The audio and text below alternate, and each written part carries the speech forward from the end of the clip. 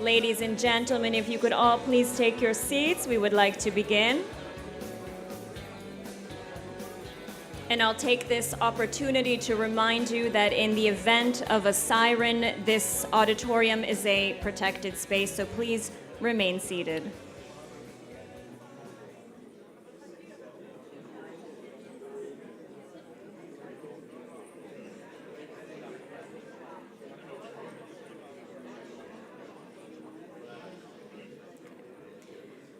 Good morning, Boker Tov.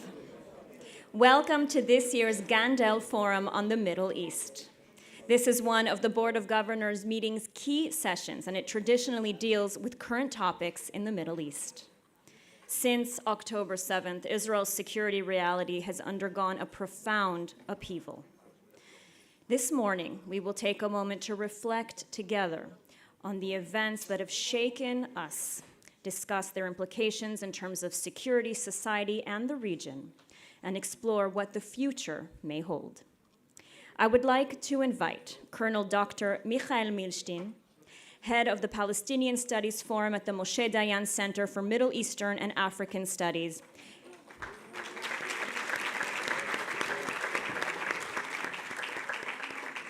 and our guest speaker, Yoav Gallant, former Minister of Defense and former Major General in the Israel Defense Forces.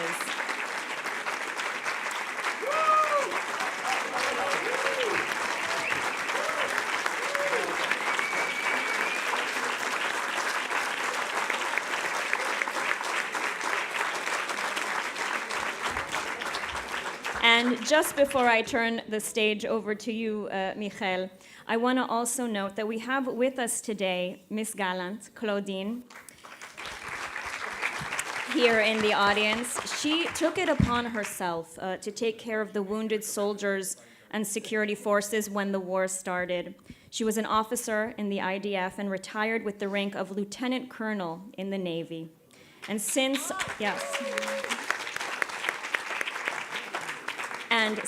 October 7th, she has been regularly visiting hospitals to see the war's wounded and really helping modestly anyone in need. So Claudine, thank you so much for being here today and for all of your efforts. And now, Michael and Yoav, the stage is yours. Thank you very much. It's good to see you again. And if you remember last year when we met, we said that it is very complicated to speak about a war which actually hasn't been ended, and no one really knows how it will end and when it will end. And a year after, here, actually the whole Middle East was changed.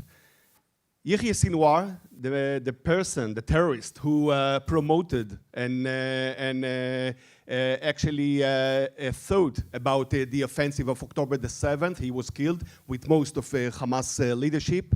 Hezbollah was defeated. Assad's regime, after 54 years, collapsed. And a new president was elected in the US with a new vision, a new policy. But still, we are in a roller coaster, full of question marks. We still face a war in Gaza, war with the Houthis. I'm quite sure that you all pay attention during this night about the war with the Houthis. And of course, a lot of heavy question marks regarding Syria and mainly regarding Iran.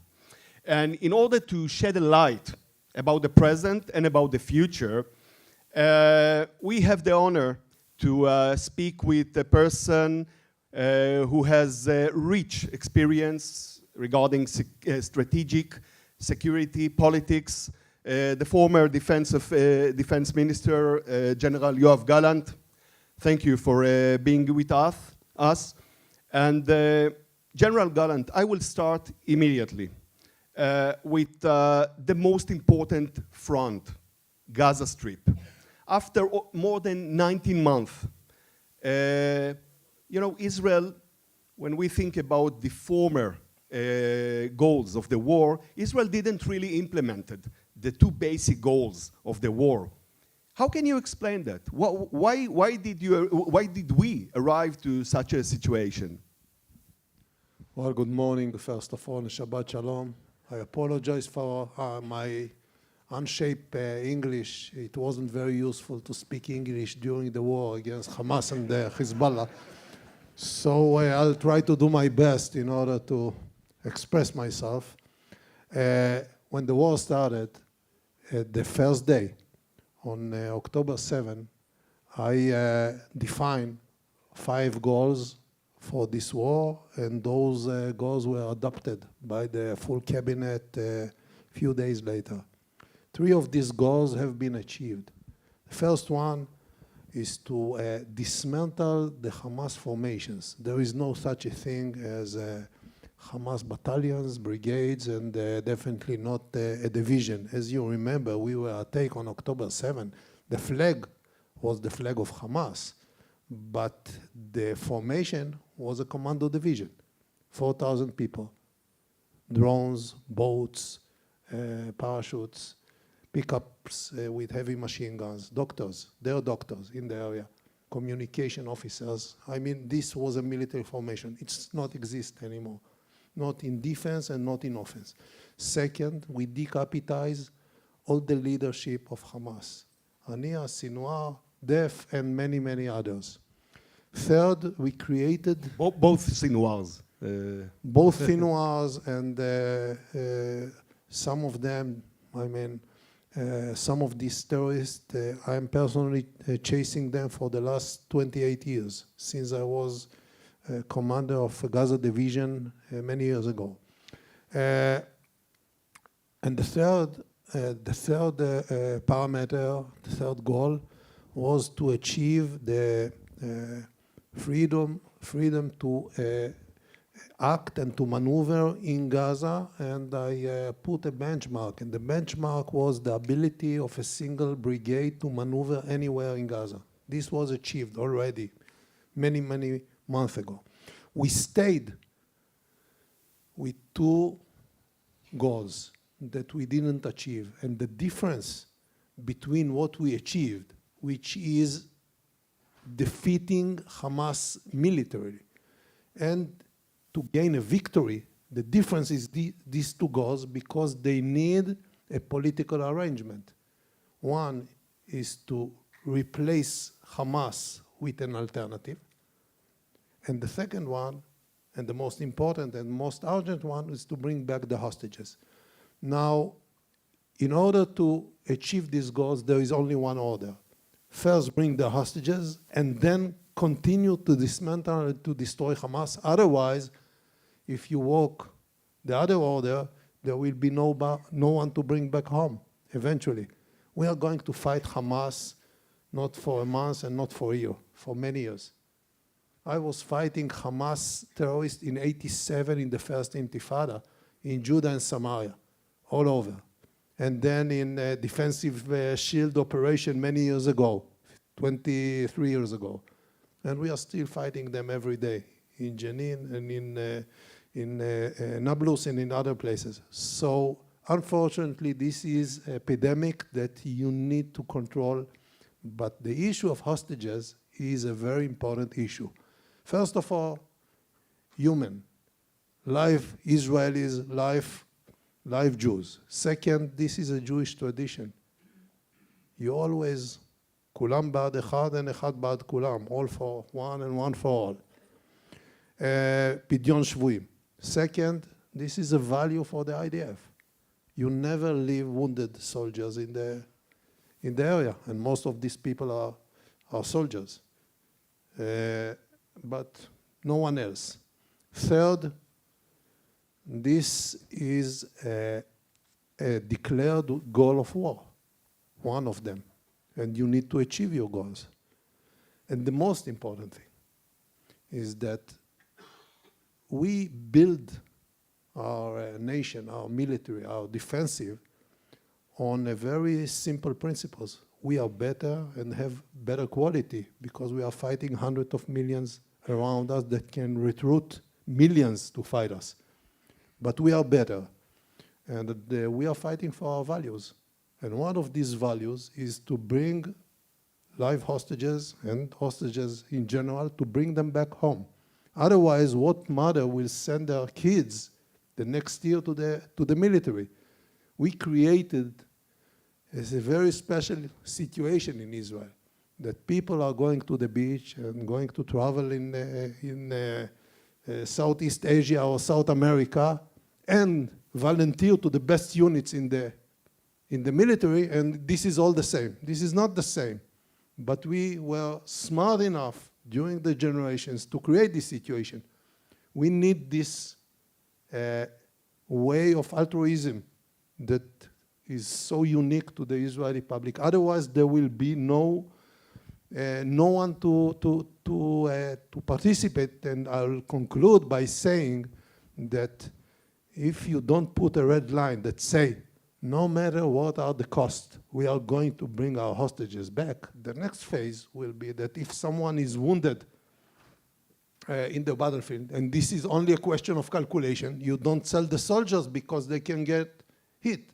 And you can go on with this situation. So I think that fighting for your own principles and your own values as a nation, this is a sign of strength, not a sign of weakness. And that's what I mean to say.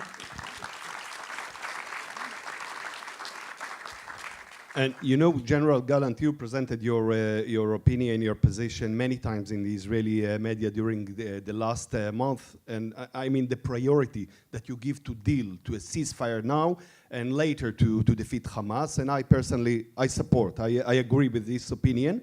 But there are many people in Israel who says, if we will arrive a ceasefire, we won't be able to renew the war, to return to war and then to defeat Hamas. What is your opinion toward this argument? First of all, let's remember that the word war describes a very wide spectrum. A year ago, it was 7 enemies in 7 different places, and only in Gaza, 22 brigades. Right now, it's one front, and half of the amount of those brigades are involved in the situation, and a very small portion of the Air Force. Okay, so this is a big difference. Now, what is the purpose that a country is taking hundreds of thousands, or at least dozens of thousands of soldiers into the battlefield? The goal is always to achieve a political vector, a political goal.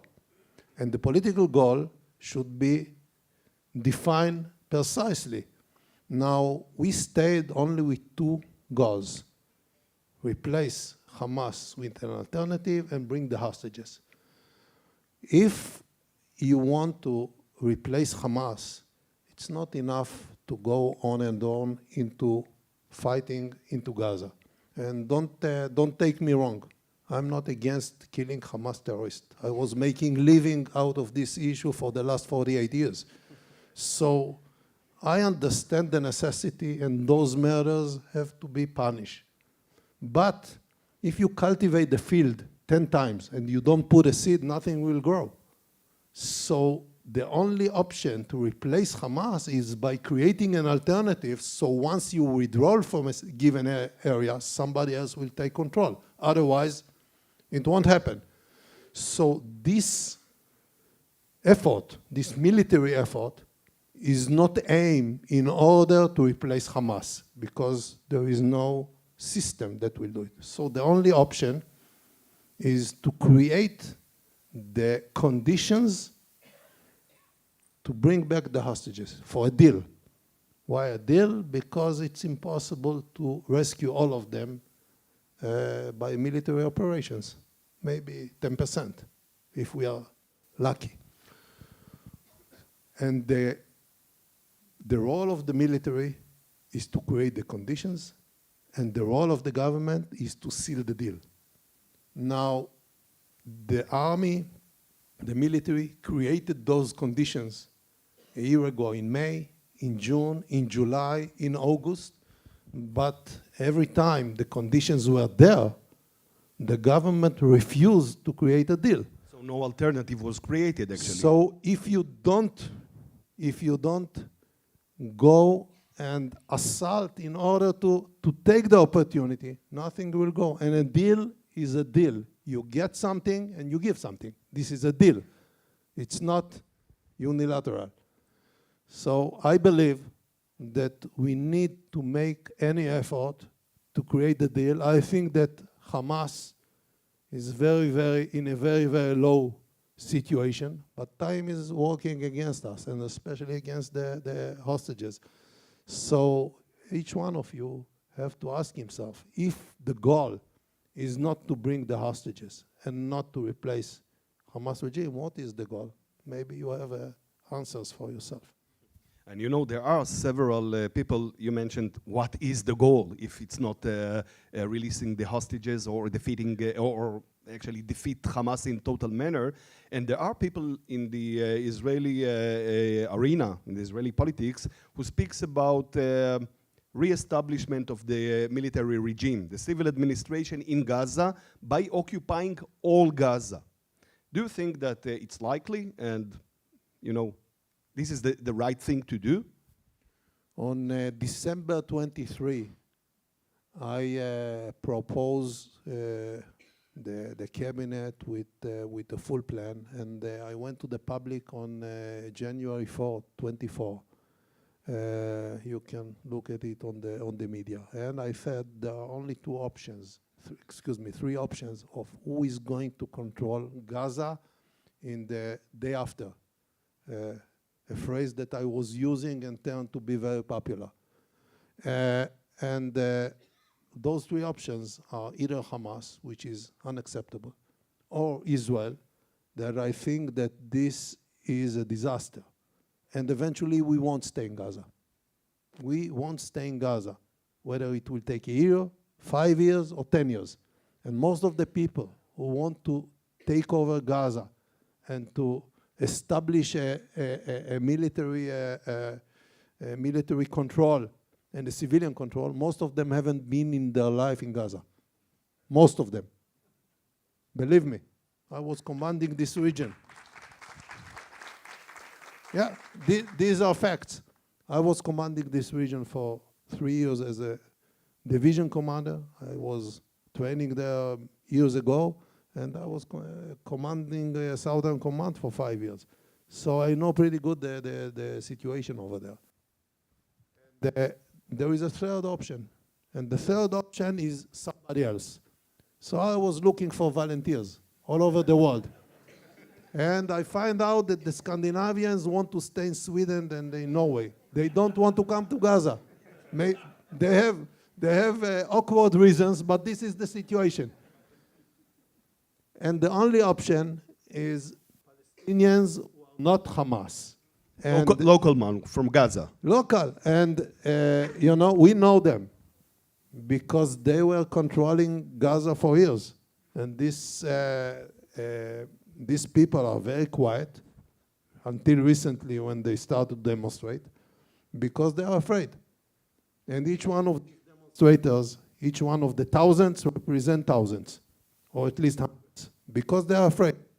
And the only situation, the only solution is once you take over a certain area, you clean it from terrorists, and you let somebody else to take control of this area. Otherwise, once you evacuate, Hamas will take control. As simple as that. So if I conclude it, I think it's a very bad idea to control Gaza. First of all, because of the alternative price. If you occupied 3-4 divisions in Gaza, who is going to fight in Judah and Samaria, in Lebanon and Syria? I mean, we don't have so many forces. And this will be a very heavy load on the reservists. And second, I think that the life that will be spent in this situation is a price that is irreversible. And we don't have to pay this price.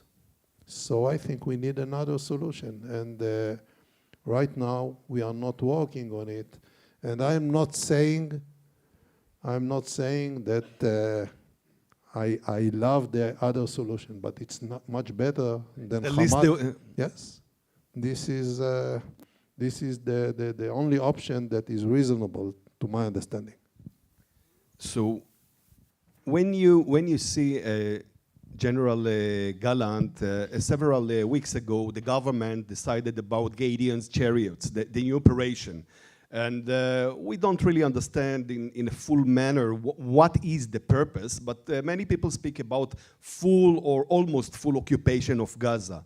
What is your opinion about the purpose or about the likelihood of this operation, Gideon's chariots? Well, I don't like to, to guess, but the role of the military is to ask not what to do, but what is the purpose. Why do you do it? What for? And the only explanation that makes sense to me is to make sure that we create better conditions to rescue the hostages. Anything else is something that is out of the defensive and military lines. Deal with other issues, and this is something that each one of you can translate to himself. And as you said, we actually don't speak about any other alternative, only full occupation or the sad fact that Hamas will stay there. And I agree with you, no alternative in between. And General Gallant, last week, greatest drama wasn't Gaza. It was President Trump's visit to the area, mainly to the Gulf. And we must be frank enough to admit that Israel was not a part of this regional strategic party. Do you really, and of course, the whole idea of normalization with Saudi Arabia, it seems that we are getting far from this idea. Do you really think that mainly, if Israel will promote or will increase the war in Gaza, is there any chance for normalization, mainly with Saudi Arabia? We need to understand the importance of a peace agreement with Saudi. It's not only Israel and Saudi. This is a new situation in the Middle East and in many ways in the world, because the king of Saudi, MBS, the Sheikh, the crown prince, is not only controlling Gaza, but he is the one who is holding the holy places, Mecca and Medina and other places. The meaning is that his signal, and by the way, he's the most popular Muslim in the world for all the people under the age of 30, all the Muslim people under the age of 30. I think that President Trump even called him last week a great man and the best man I know.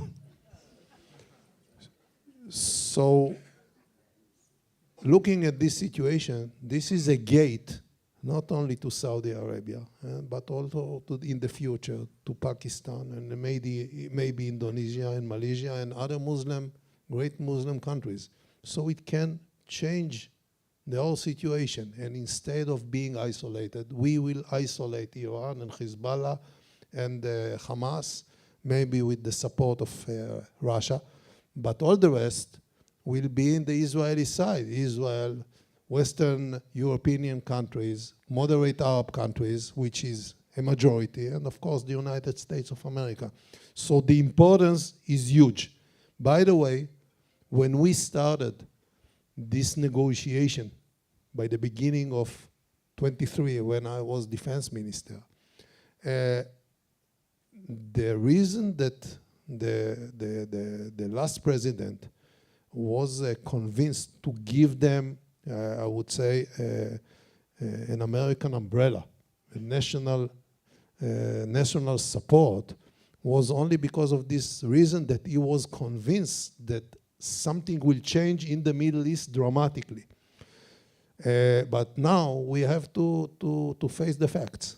And the facts are that there are ongoing, I would say, 7 ongoing negotiations between the United States and the Muslim Arab entities that each one of them have very major interest with Israel, that neither one of them is going through Israeli channels or with the involvement of Israel.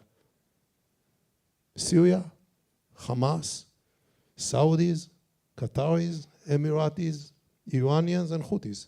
All of them, it's above our head.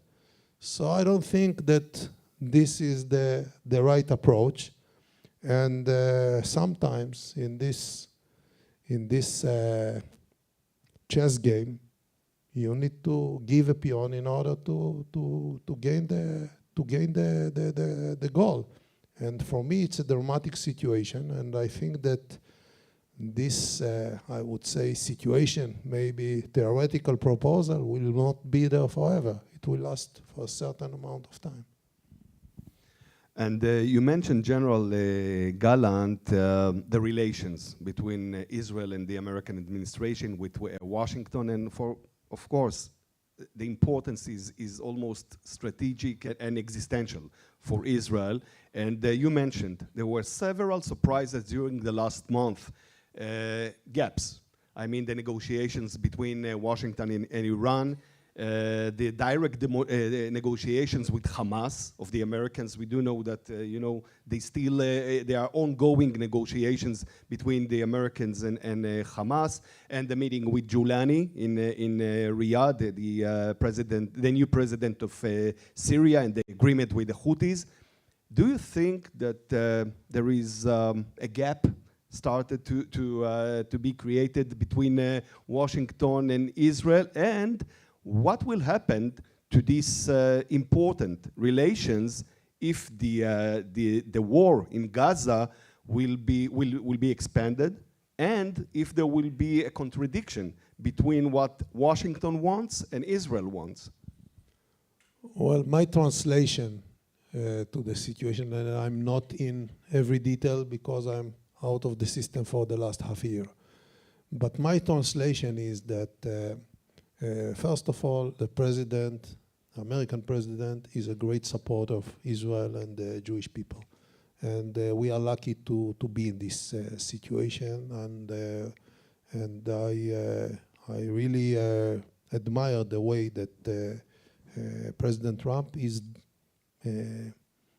treating Israel and the Jewish people, and that means a lot of parameters, a lot. Anti-Semitism in America, and weapon supply for Israel, power projection in the Middle East, and international politics, everything. But my translation is that he said something like, I'm not against Israel, but if you go your way, I go my way. So good luck. And some people in Israel believe that America and Israel are similar, shoulder to shoulder. Well, this is not exactly the situation. So if they go their way and we go our way, it's not a good idea. The only country in the world that we share interests and values with is the United States of America.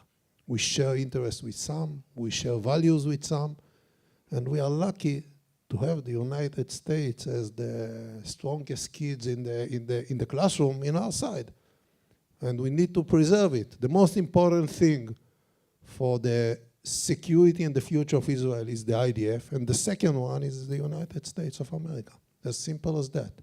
And we need to preserve those relations, and I hope it will be done.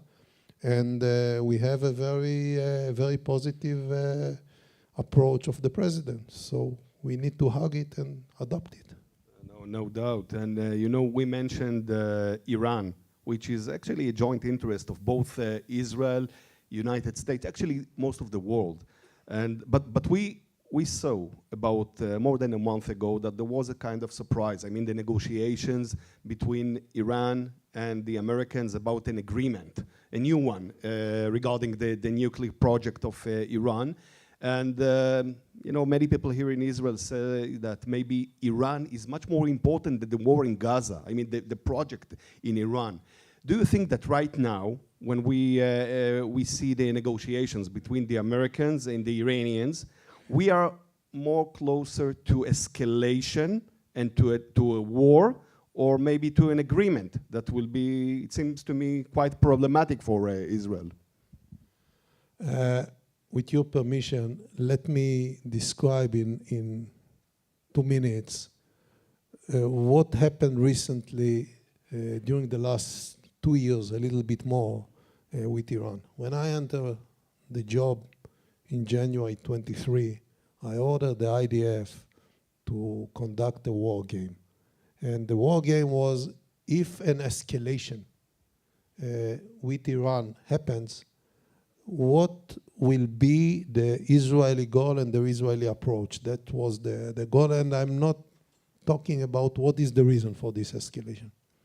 And when we finish and I conclude the rebriefing, I said to the IDF simple things, and I gave them a simple direction. If we finish a round of escalation with Iran, you need to make sure that first you deter them from going on. But the way that this deterrence should be achieved is very, very precise. We need to make sure that they are weaker militarily and we are stronger militarily. This was the principles that led us in the operation we took on October 26, because we eliminate the strategic air defense around Tehran, the S-300.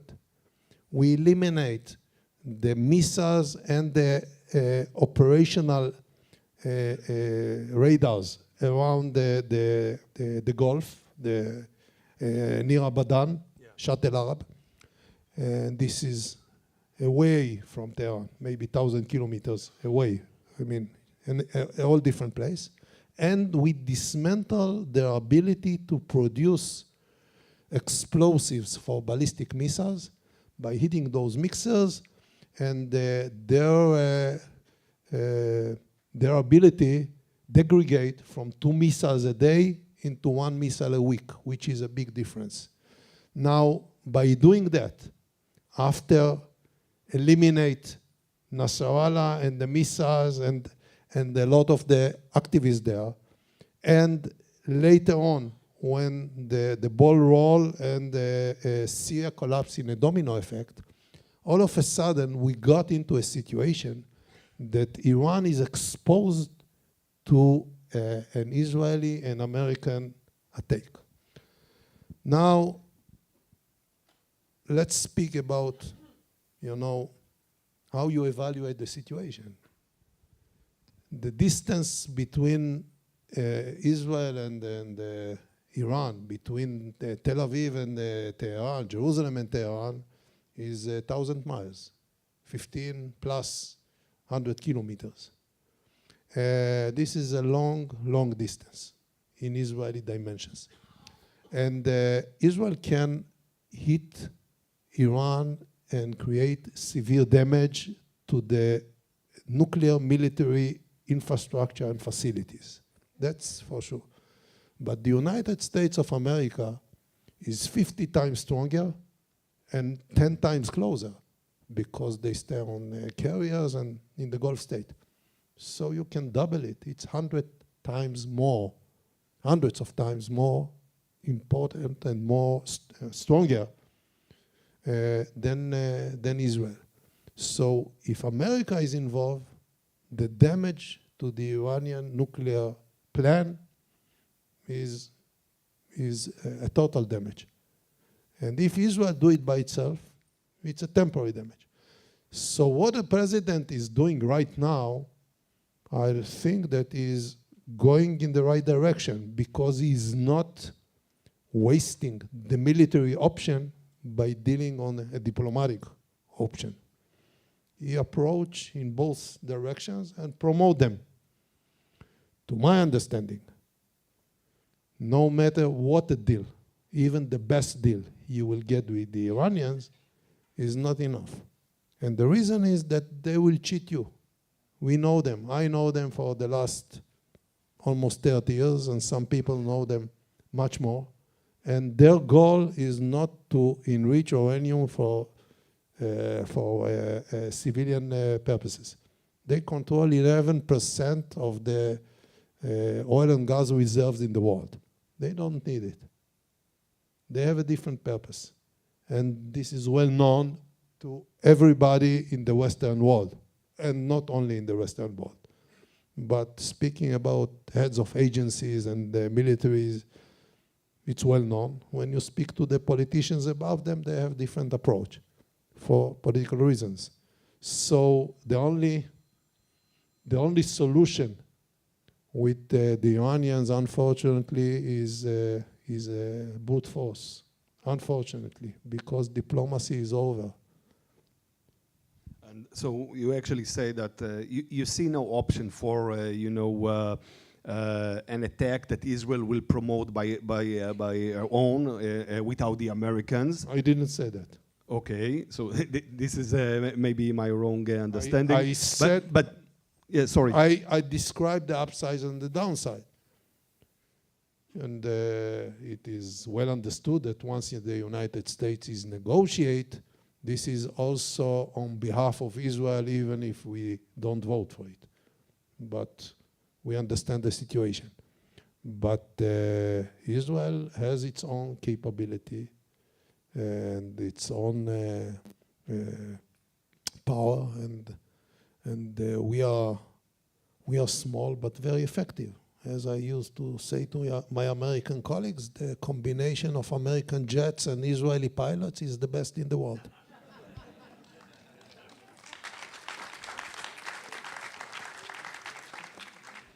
Although, I do think that cooperation, or, at least coordination is very much needed if we think about such a scenario. I mean, that Israel will decide to do something alone against Iran, but I really hope that it will be in a mutual manner, not kind of a unilateral step. And we spoke General Gallant about the Palestinians, about Iran, and about the relations with the Americans. And there is a very other important thing happened during the last year, and this is the developments in the northern front, mainly with Hezbollah. And I personally, I must say, I think that the most important strategic achievement of Israel during this war is the war, or actually the defeat of Hezbollah. Most of the developments took place during the period you was Minister of Defense. And right now, first of all, how do you describe Hezbollah, the threat, the challenge of Hezbollah toward Israel?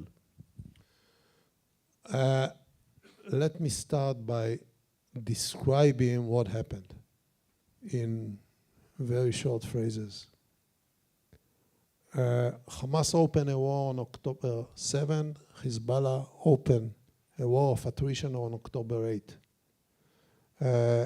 On October 11, we had an opportunity, and I came to the Prime Minister with this opportunity after discussing it with the military and the Shabak, Mossad, and all the others. And the idea that I brought to the table consist of 3 phases, 3 different operations. The first one is to hit and to eliminate 14 leaders of Hezbollah from Nasrallah and down. And you know the names because a lot of them were eliminated one by one later on. All of them under the ground, shallow place, achievable. 1. Second, hit all the missiles and the rockets. This operation was prepared and ready for the last years. And you have seen it happening a year later. We achieved something like 80% of the missiles and the rockets. We could have achieved 95% because a lot of it wasn't in the bush, it was in storages. so it was easier. And the third, activate the major surprise we prepared. We equipped Hezbollah with 15,000 walkie-talkies that were on Hezbollah vests, and we needed them to put the vests on them. But in order to do it, you need to maneuver, and then they put the vest and get into defense. And this was supposed to be the third operation. The Prime Minister, as it was described many times later, said to me and to others, you see all these buildings, he was pointing to the high buildings in Tel Aviv, everything will be collapsed. Hezbollah will destroy it all as a retaliation against us. And he refused to do it. He recruited Gantz and Eisenkot to join the government, the cabinet, and this exact day. And also was speaking to the President of the United States that naturally reject anything that, create an unstable situation in the Middle East. And by the way, this was the only recommendation, the only suggestion I brought to the cabinet during the war, dealing with military issues that wasn't adopted. But this was a main junction. And, usually you say in America, water under the bridge. In this situation, the water came twice under the same bridge, because a year later, you have seen it happening. Nasrallah, Mohsen, Akil, Karki, all these names, the missiles, the rockets, and unfortunately only the beepers. The beepers were only the pagers. They were only 5% of the operation.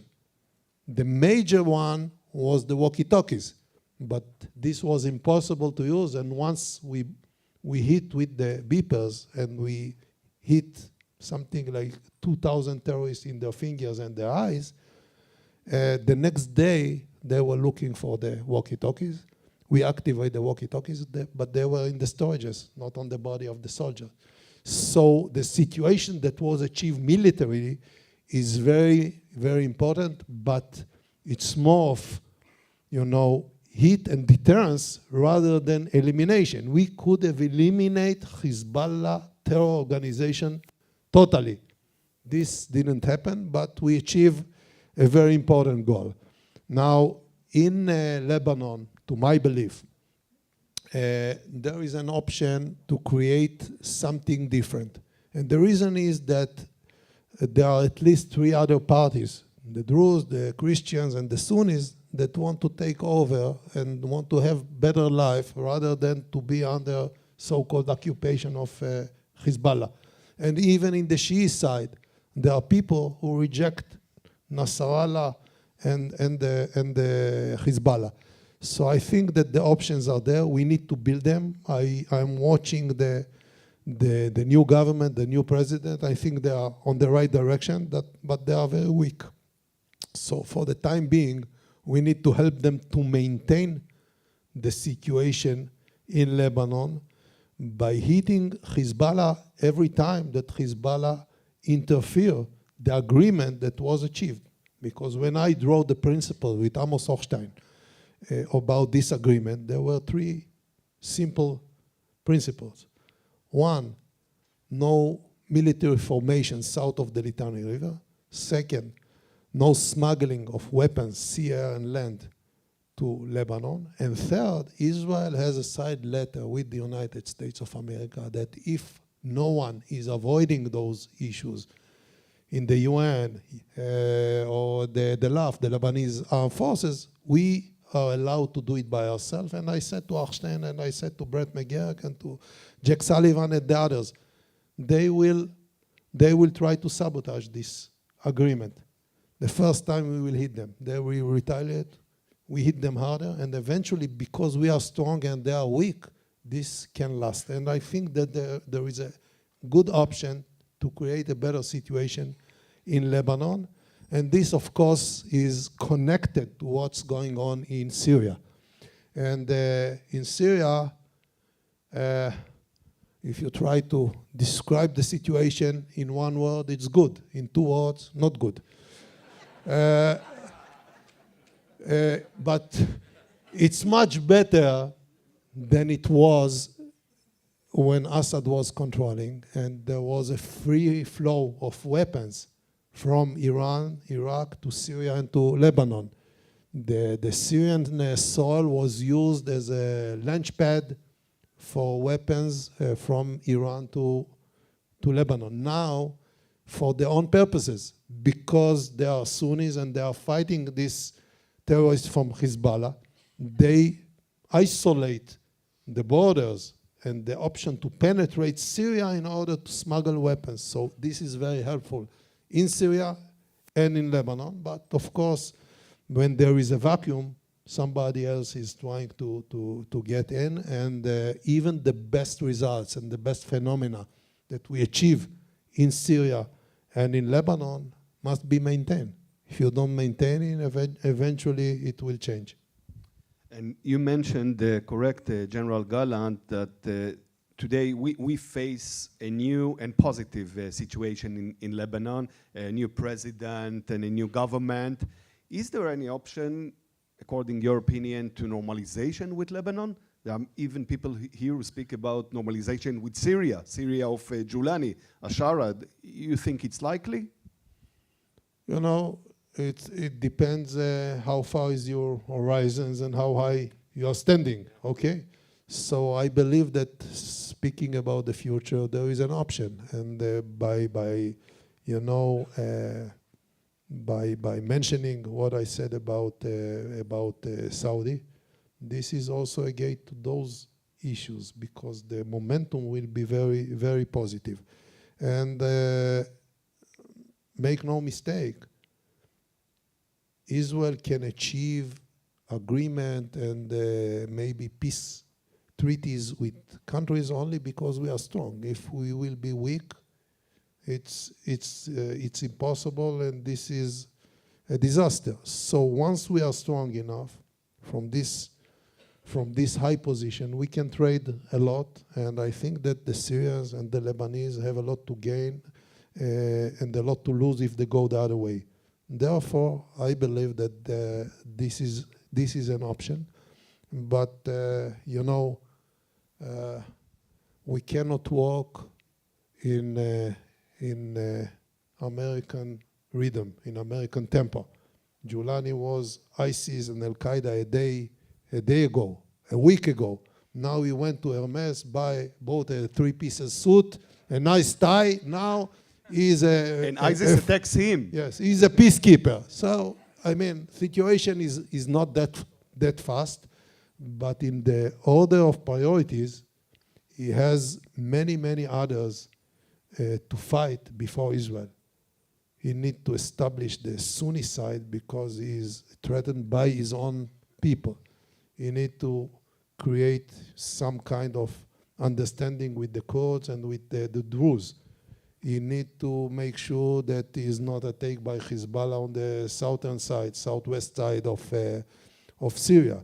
You have the Russians in Tartus and Latakia and all this area. You have the Turks in the north. And after all those, he has Israel. So we are lucky not to be in the front line. Plus, we understand very well that he has no military option because we set them back 100 years. No planes, no ship, no tanks, no missiles. So people with pickups and AK-47 can create a lot of damage, but this is not existential threat. That's a big difference. And we spoke about all the enemies of Israel, but we didn't speak about the Houthis. A very odd and annoying challenge. What can we do with them? 2,000 kilometers from us. Most of us don't really know them. Is there any solution? In the first month or two, I think it was December 23, in one of my meetings here in Israel, 4 Eyes with Secretary Blinken, I presented him a contract. And he said, what is this contract? I said, this is a contract between the United States and Israel. And he said, I don't know any contract. I said, it is signed in 75. At that time, it was 48 years ago, by Gerald Ford and Yitzhak Rabin. And this is the entry to the peace agreement that took place later on with Egypt. And it said, because we are moving towards a peace agreement, the United States of America will secure the naval navigation in Gibraltar and Bab el-Mandab to Israel. I said, there is no expiration date. You need to fulfill it. And it's only 48 years ago. I mean, we are a young nation. For you, it's nothing. And of course, this is a major problem because the Houthis, first of all, they block 40% of the naval navigation from the Far East to Europe and on the other side, influence the world economy and everything. And empires need to learn from history. So look what the Romans did with the pirates at the time of Pompeius. This is very simple. I mean, there are many people who are more educated than me here in this room. You cannot allow those criminals to block the world. This is one issue. The second one is, you know, the special treatment they give to Israel. And we didn't know who are the Houthis when the war started. We had, you know, some idea, but this wasn't in our focus because we have Iran and Hamas and Hezbollah and others. After 3 months, we were supplying the United States of America with intel about this situation because we made a special effort that we initiate when they started to block the straits. And after they hit the first citizen in Israel, in Tel Aviv, with a drone, I ordered the IDF to go to and hit them in Hodeidah port. And this was the first hit. And by the way, we were warned by American seniors, military and officials, that say to us, the Houthis are different. Prepare yourself. And after we hit them in Hodeidah, and this was major, some of these people came to me and said, we, America, should have done it in the first place. It's good you did it. I said to them, this is the reason the United States of America need a superpower next to it. So we support you, but this is an American job, an American role, and you must make sure that this can be done. And I'll tell you something. If you kill 20 people of the leadership in the Houthis, it will collapse, all this rejection. And now let's turn to another point. You know, since October the 7th, many people here in Israel speak about what were the reasons, what were the roots of this event, this failure. We use a lot the term conceptia, misconception. What went wrong with our decision makers? First of all, what do you think about really the roots of this failure? And second, all the voices heard about a commission of inquiry, serious one. What is your opinion about it? Well, I'll start with the second question. Commission of inquiry is the only solution that will be acceptable by all the people in Israel. It's not perfect, but this is the only solution. By the way, it was established after the 73 war and after the 82 war, and there were different governments at that time. 73, it was Avodah, and 82, it was Likud. And I think that this is not a political issue. It must happen, must. I said it loud and clear, not in private conversation. I was speaking in front of thousands of people in the ceremony of the end of the officers' course in Mitzpe Ramon, and I said it very, very blunt and very simple, because this commission of inquiry needs to investigate everything. The IDF, the Shin Bet, the defense minister, the prime minister, the cabinet, and not only now, but also 10 years backwards. And that brings me to your first question. I was commanding Southern Command immediately after the disengagement for 5 years, 2005 until 2010. And because I was military secretary for Prime Minister Sharon before, the Americans were consulting with me many times officially. And this was still the end of Bush administration. And I knew them all, Colin Powell and Steve Hedley, Condoleezza Rice, and Bill Burns, who was there at this time working for the Republicans, and Bolton and others. And they decided that the best solution for Gaza will be elections. And I said to them, this is a grave mistake. And I said it loud and clear to the chief of staff and others.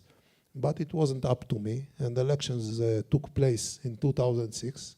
Then my American colleagues went and said to me, listen, the people in Gaza chose Hamas, and this is fine.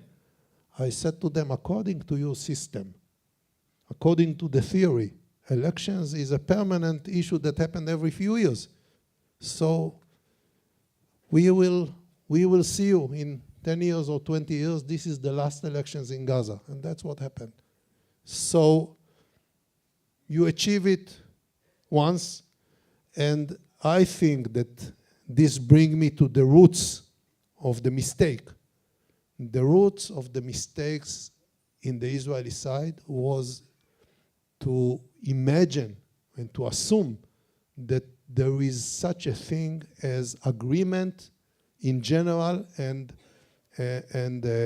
co-living with terror organization and terrorists that are radical Muslims, no matter if it's Al-Qaeda, ISIS, Hamas, or others. And the meaning is that in a certain point, when you turn your back to them, they will hit you, although you signed an agreement. This is not an agreement with Egypt or Jordan or the Emirates. It's a whole different concept and a whole different idea. And how do I know it? Because before these elections that happened, I was watching the intel, and I was very involved in the details. And what Hamas was telling one to the other, they said, in order to achieve our goals, we need to use the system that was invented by the Americans and their allies, the Israelis, which call elections and democracy. Then we will take over, and then we will use it. As simple as that. And that's what they were doing. And last question, General Gallant. We spoke a lot about threats and challenges and many negative issues. Do you have something to say about opportunities? Maybe, something optimistic? I'm very optimistic. You just interviewed me about the -5%. I have a 95%, which is positive. And I believe in the Israeli people and the Israeli youth. And I think that what was shown in this war was a tremendous spirit from the first day, that instead of running from the fire, people were running towards the fire. Civilians and soldiers, reserves and regulars, rank and file, everybody. This is something. I believe that the future of Israel depends very much on the will of the people in Israel to live here and to raise their families here. And some of you will ask me, as I was asked a few months ago in Miami, I was asked if there is a terror event or a war every year or every few years, what will keep the people here? And I said to them, if there is an hurricane in Miami every year, why do you stay in Miami? And the reason is that you can prepare yourself and overcome this obstacle, hurricane or a war, and in between you need to have good life. If we will have good life for the people here, education, as all of you are dealing with, future of hope, strong economy, good infrastructure, people will live here, and Israel is considered to be one of the 5 beloved countries by their own people in the world, even though we have so many wars. And plus, to conclude this interview, with your permission, I would say that, you know, the options that the Jewish people had in the last 2,000 years are much worse. We know that. And no matter where you live, Israel is your home. You live temporary in America. Israel is your home. Thank you.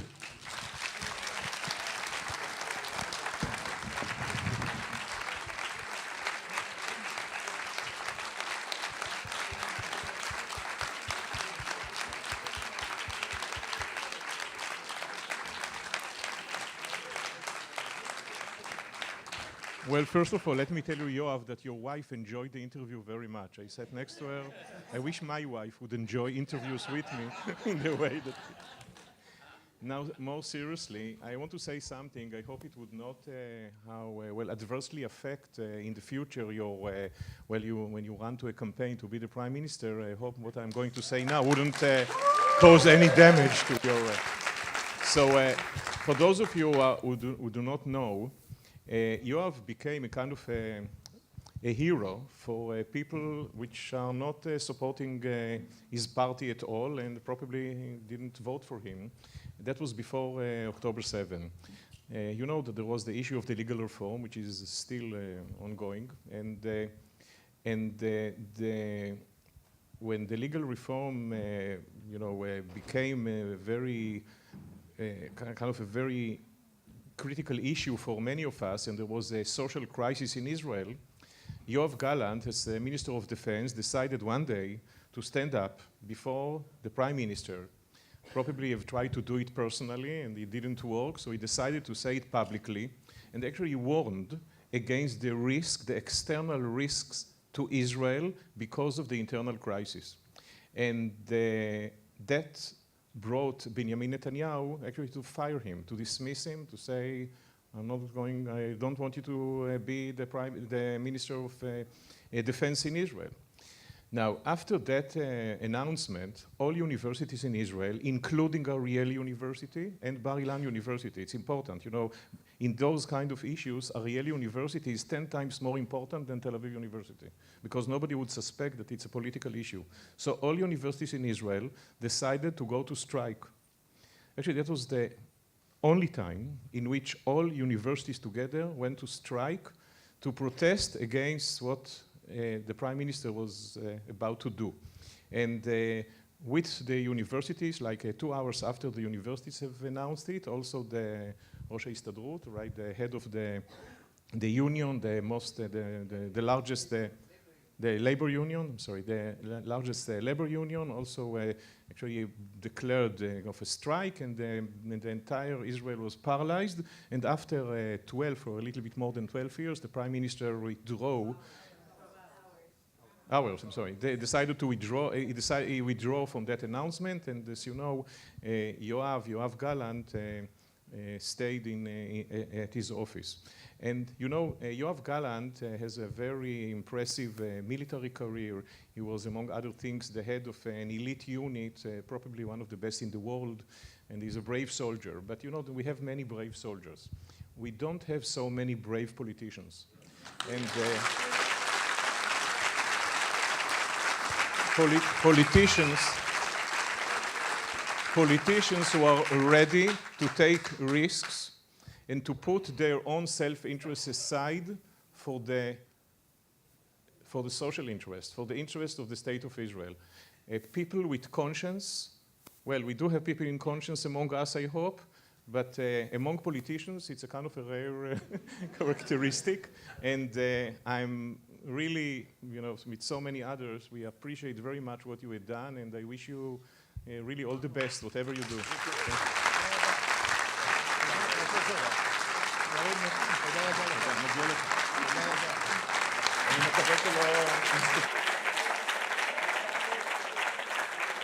Thank you very much to Yoav Gallant and Dr. Milshtein. Thank you.